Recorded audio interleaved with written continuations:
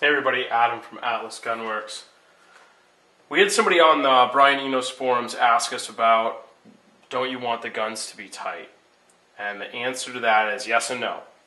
The short answer is, the gun needs to be tight when it's locked up. So when the slide's forward and the barrel lugs are in the slide, and the end of the barrel is where it's going to be when the gun fires, it's important that the gun be tight, this part be tight. So this barrel to the slide fit is what's going to make the gun accurate, and it's going to make the gun reliable.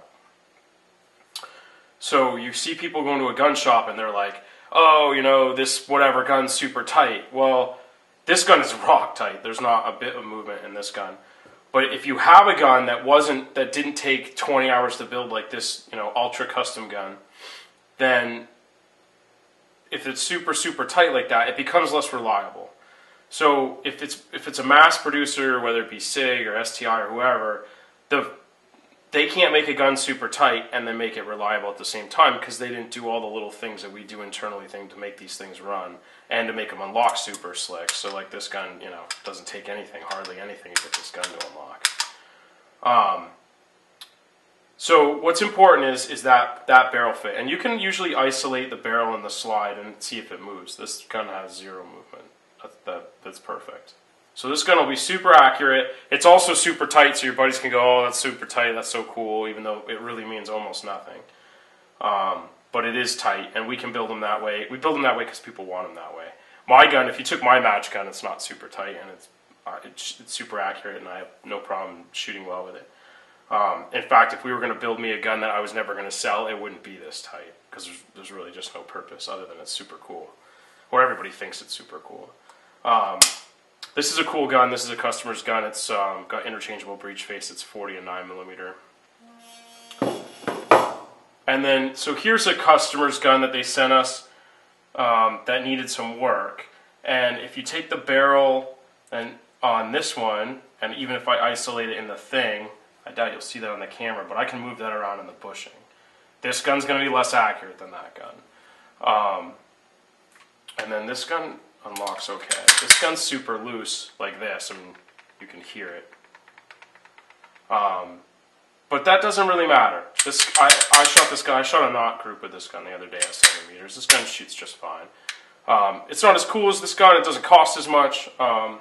We didn't build this one, but we just finished tuning it, and this one should be an okay gun. This will be a runner for somebody, you know. And different price points. You know, this gun's, you know, 4,000 plus, and this gun's in the, I don't know, this gun's probably worth $2,000, maybe less. But that's the difference. Gun needs to be tight when it locks up, and as long as it's tight here and here, you're good to go. And the rest of the time, we want the guns to unlock as easily as we can.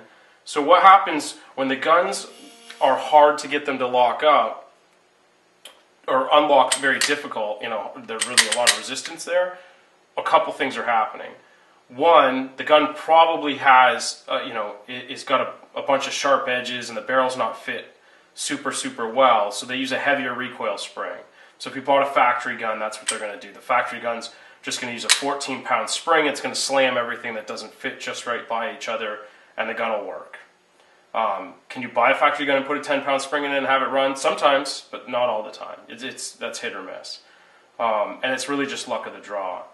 And then that'll make them tight. And then the other thing that makes them tight is internally there's a bunch of sharp edges, and they're just dragging on each other. Now this gun's got a ton of rounds on it, and this gun, the sharp edges have probably started to wear off, and it's broke in, so it does unlock pretty easily.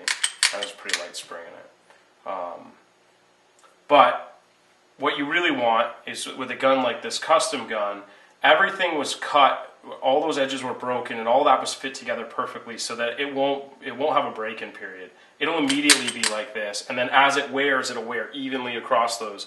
So your gun's pretty much going to be the same right across, and it won't wear near as much, a gun with all the edges broken, because there's just not as much resistance.